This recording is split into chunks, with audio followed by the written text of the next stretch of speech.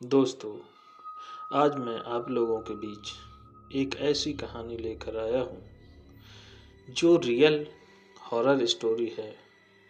कृपया आप लोगों से एक अनुरोध है सभी से कि ऐसी कहानियों से बच्चे दूर रहें। तो आइए चलिए करते हैं स्टार्ट। मयंक एक मल्टीनेशनल कंपनी में ब्रांच मैनेजर की जॉब करता था। एक दिन मयंक को ऑफिस से घर जाने के लिए लेट हो गया। सर्दी की मौसम होने के कारण रात भी जल्दी हो गई थी। ठंड भी बहुत शुरू हो चुकी थी। रास्ते में चलते चलते मयंक को अचानक एक आवाज़ सुनाई दी, रुक जाओ। मयंक वहीं पर रुक गया और पीछे मुड़ के देखा, लेकिन पीछे कोई नहीं था। फिर से वही आवाज़ सुनाई दी, सामने देखो। जैसे ही मयंक ने सामने देखा तो उसे जमीन पर कुछ चमकती हुई चीजें दिखाई दी। मयंक दौड़ के उस चीज के पास गया और देखा तो यह कोई साधारण चीज नहीं थी, बल्कि एक चमकता हुआ हीरा था। उसने वह हीरा अपने हाथ में लिया।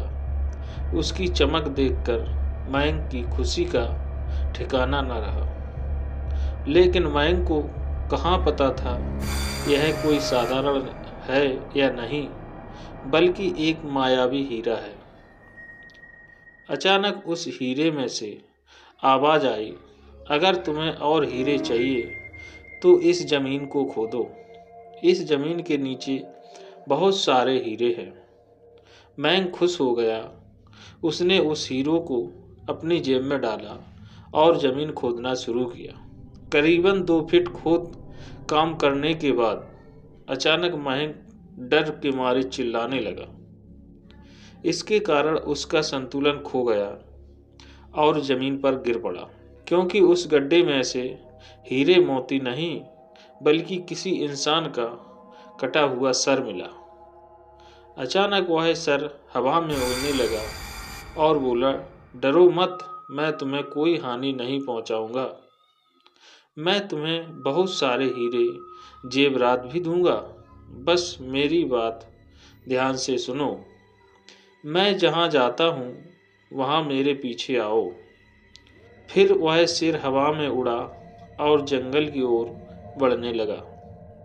करीबन 1 किलोमीटर चलने के बाद वह सिर रुक गया। मयंक भी रुक गया।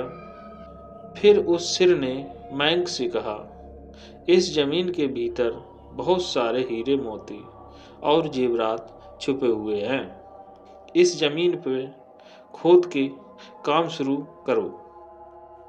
मयंक खुश हो गया और उस जमीन को खोदना शुरू किया। खोदते खोदते उस जमीन के नीचे हीरा मोती नहीं मिले, बल्कि उस सिर का कटा हुआ धड़ मिला। उस सिर ने कहा, अब तुम्हें एक आखिरी काम करना है, उसके बाद मैं तुम्हें माला माल कर दूंगा। तुम्हें कहीं से भी 1 लोटा खून लाना होगा। मयंक ने बोला, 1 लोटा खून? पर मैं 1 लोटा खून कहाँ से लाऊंगा? उस सिर ने कहा, चलो मेरे साथ। वो डरावना चेहरा मयंक को साथ लेकर थोड़ी दूरी पे गया।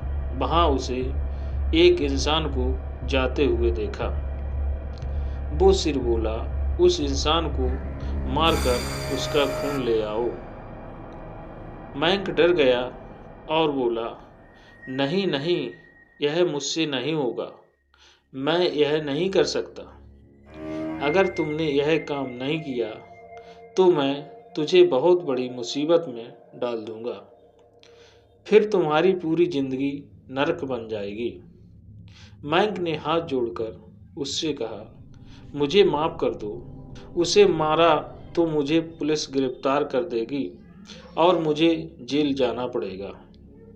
उस सिर ने अपने तंत्र मंत्र की शक्ति से एक छुरी और लोटा प्रकट किया और गुस्से से बोला, अगर तुम मेरा यह काम नहीं करेगा तो मैं तुम्हारे पूरे परिवार को मौत के घाट उतार दूंगा। मयंक ने मजबूरी में आकर उस आदमी को मार डाला और उसका खून लेकर उस सिर के पास गया। वो सिर खून को देखकर बहुत खुश हुआ और बोला, यह खून मेरे शरीर पे डाल दें। उस सिर के कहने पर मैंक ने खून को उसके शरीर पे डाल दिया। फिर कुछ ही देर बाद वो कटा हुआ सिर उस शरीर पे जुड़ गया। यह सब देखकर मैंक की हालत अब खराब होने लगी। वो उस भूत को देखकर काफी डर गया। जैसे ही वो भूत जिंदा हुआ तो जोर जोर से हंसने लगा और डरावनी आवाज़ें में बोला, तुमने बहुत बड़ी गलती कर दी कि तुम्हें मुझे फिर से जिंदा कर दिया। अब मैं तुम्हें नहीं बल्कि इस पूरे शहर को मौत के घाट उतार दूंगा। डर के मारे मैंक के मुंह से आवाज़ भी नहीं निकल रही थी। वो अपने जान बचाने के लिए वहां से दौड़ा, लेकिन उस भूत ने छलांग लगाकर मैंक को जमीन पर गिरा दिया और बोला, मुझे बहुत भूख लगी है, अब मैं तुम्हारा मांस खाऊंगा। जैसे ही उस भूत ने मांस खाने के लिए आगे बढ़ा कि तुरंत ही उसका सिर धड़ से अलग हो गया। मैंक समझ नहीं पाया आखिर यह चमत्कार हुआ कैसे। जब मैंक ने पीछे मुड़कर देखा तो एक अघोरी बाबा खड़े थे। उस अघोरी बाबा ने कहा, जब तुम उस आदमी को मारकर उसका खून ले जा रहे थे तभी मैंने देख लिया था और समझ गया कि कुछ तो बुरा होने वाला है। इसीलिए मैं तुम्हारे पीछे पीछे यहाँ तक चला आया और मैंने अपनी मंत्र शक्ति से उस भूत को फिर से मार दिया। अब तुम निश्चित होकर अपने घर जाओ, अब तुम पर कोई खतरा नहीं है। आज भी महंक उस बात को याद करता है तो उसकी रूह तक कांपने लगती है। तो दोस्तों, आपको यह कहानी कैसी लगी प्लीज़ कमेंट करके ज़रूर बताएं और आपका कीमती समय देने के लिए तहे दिल से